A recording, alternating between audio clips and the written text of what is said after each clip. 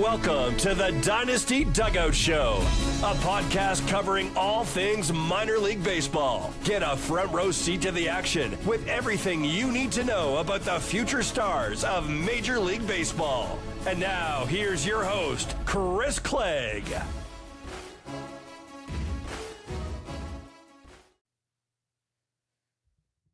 How good is David Davalillo? And who else stood out from the Hub City Spartanburgers and Rome Emperors series last week?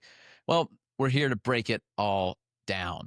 We'll do that today. We'll talk about some of the other standouts from Tuesday's minor league action. Many of the games, including the one I was at, got rained out last night. So a lot of our East Coast games got rained out, postponed. We'll have a doubleheader on tap Friday in Greenville, and I'll be back at the ballpark shortly tonight.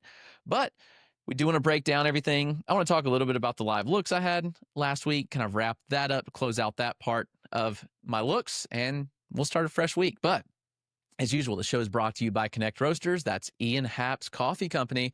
Go check it out, connectroasters.com. You can get the Gold Glove Blend, buy one, get one 50% off using the code DynastyDugout at checkout. Also, we're proud to partner with Chinook Seedery, who are the best sunflower seeds in the game. Chinook has a wide variety of flavors, from sweet, salty, spicy, you name it, they got it. And they're all delicious. I don't know what my flavor will be at the ballpark tonight. We'll see, but I take some to every game. And if you catch me at a ballpark, I'll be glad to give you some. So check out ChinookSeedery.com. Use the code DynastyDugout for 10% off your order. All right, let's talk David Davalillo. David Davalillo, spelled Davalillo.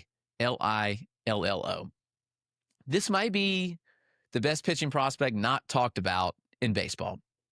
Davalillo is 22 years old. He's in high A. He should be in double. He'll be in double soon, probably over the next couple of weeks. But he's been insane. How does a pitcher last year have a 1.88 ERA across 110 innings with a 25% strikeout rate and not get any buzz? Well, that's exactly what happened to David Davalillo last year. Signed June of 2022 from Venezuela. So kind of a late signee for the 2022 class. He hit the ground running, was pitched 2 innings of the DSL, not great. Then he went to the complex, and since then the rest is history. Davalillo was stellar last year, split time between single A and high A. The results were equally good at each. And this year, David Davalillo is taking a step forward to the next level. I've seen a couple starts from him at this point. Saw some last year, saw a couple this year as well. And he just keeps getting better. His last 2 starts that I've been at both of have been insane. 2 weeks ago in Greenville, 7 innings, 1 hit, 1 walk, 0 earned, 7 strikeouts. Then last Friday in Spartanburg against Rome, 6 innings, 3 hits, 0 earned, 1 walk, and 10 strikeouts. Davalillo has great stuff. And so with stuff and results and the command as good as it is a bit surprising that he doesn't get more love. I mean, you look at his game log ledger, and he's not allowed more than 1 earned run in each start this year. Pretty impressive. You go back, and you have to go pretty far to find a start where he allowed more than 3 earned runs. He allowed 3 earned runs a couple times, twice last year, but obviously not often, as he had a 1.88 ERA. You'd have to go back to the complex in August of 2023 to find the last time that David Davalillo allowed more than 3 earned runs in a start. And this year it just keeps getting better. The command is exceptional. He doesn't walk anybody. He misses bats. Fastball's good. Like, the fastball's got a pretty good movement profile on it. It sits 93 to 95, and he held 94 pretty much all 6 innings of the starts that I've seen on him. He throws a 4 and 2 seam variation, so he can throw a riding 4-seam fastball. He'll throw a running 2-seam, and he's good at keeping the ball on the ground, which is good. Slider, man, it's nasty. I think 12 of his 18 whiffs on last Friday came on that slider. Sits 82 to 84. It's got really good shape. It's got 2-plane movement. It's got good depth. It's got good sweeping action. Checks a lot of boxes that you want to see. So not only was he getting hitters with the fastball, also that slider was dominating. Davalillo dropped in a couple curveballs. Really, really good pitch there, 75 to 78. He doesn't throw it often, but again, kind of a hammer of a pitch.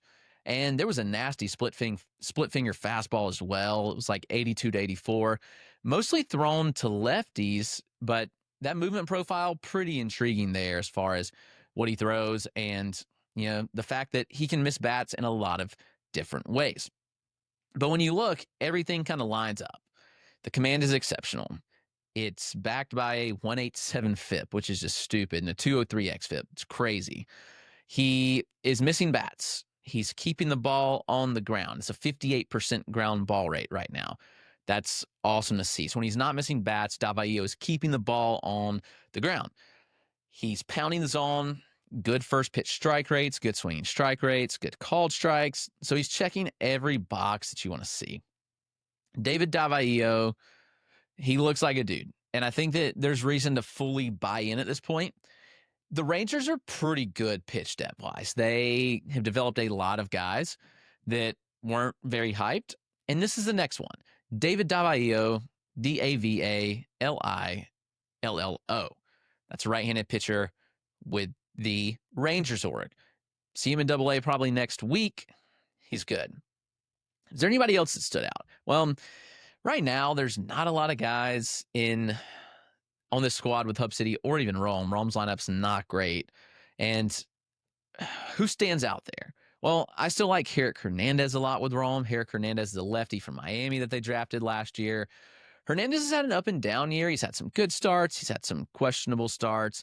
But I really like Herick Hernandez in the sense where he's got a good fastball that kind of sets everything up. It's low 90s, so understandably, it's not going to flash as a big-time pitch, but he does have good traits on it, despite sitting in the lower 90s.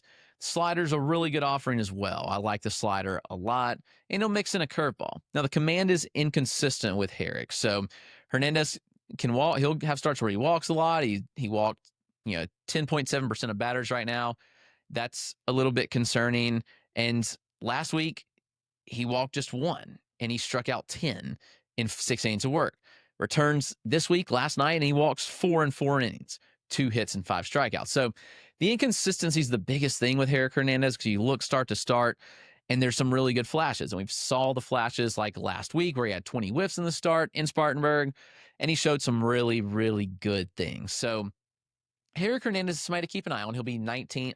He'll be 21 pretty much the whole season.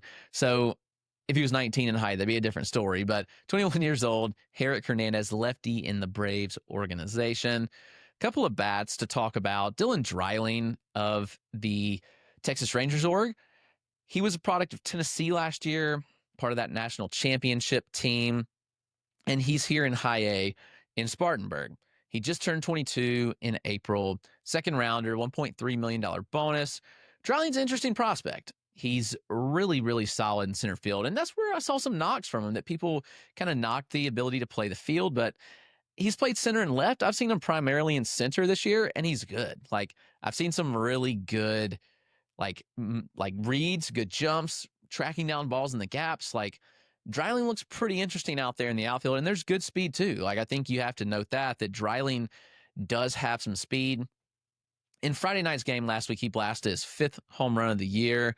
I think I've seen most of Dreiling's home runs at this point. He likes to homer when I'm in attendance, which is funny. He had the first home run in Fifth Third Stadium history, which is Hub City Stadium, back in mid-April.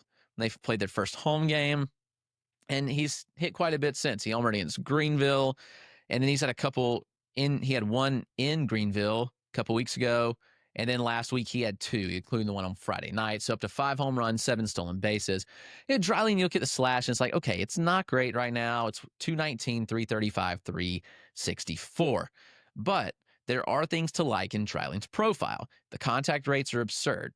He makes a ton of contact. It's a really low chase rate with Dylan Dreiling as well. So when you're pairing an 87% overall contact rate with a really low chase rate and decent exit velocities, I think it's eventually going to show through at some point. The slash line is going to rise with Dylan Dreiling. So while we haven't seen big power numbers, we're seeing a 219 average. A lot of that's driven by a 250 BABIP, if we're honest with ourselves, because the batted ball distribution is good. It's a heavy line drive profile. When you're hitting 28% line drives, you should have a BABIP much higher than 250. Low ground ball rate, 40% fly ball rate's good, but just a 10.9% home run to fly ball rate. He's pulling the ball. He uses all fields when necessary. I think Dylan Dreiling is pretty good. So he's one that maybe you buy low on, where the underlying data looks much better than the surface numbers here, and that creates some really good buying opportunities. So Dylan Dreiling is a solid buy for me. Last guy to talk about, because Malcolm Moore's interesting, but he's been out since like the second week of the season, is Arturo Disla, the Diesel. Man, the Diesel has some juice. He's a fun pat. He is a big boy. He's listed 6'2", 240. I'd argue he's bigger than that, personally. He's been their first baseman this year, and he's got some pop. He can fling the barrel out and do damage. Like, he just fling the barrel out and pitch out of the zone and hit it, in the gap. So it's really good juice. He's slashing 267, 328, 430, but pretty much every time I see Arturo Disla, he's hitting. And that was the case last week again. He had a couple 2-hit performances, which a lot of fun. He did homer on Sunday, his 5th of the year. He has 5 and 183 trips to the plate, but he has 12 doubles as well. It's an interesting profile. Like, I think there's going to be a lot of pressure to hit. It has to be.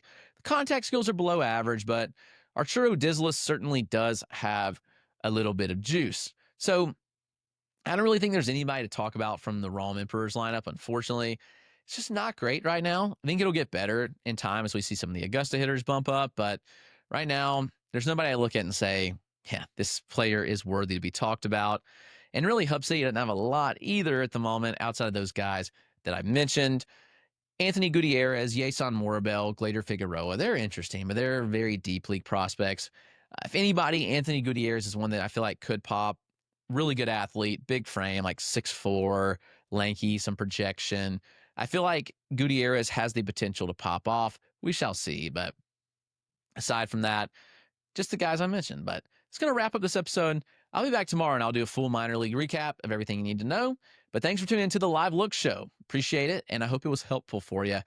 Subscribe to the YouTube. Subscribe on your favorite podcast platform. I very much appreciate it. Hope you all have a great day.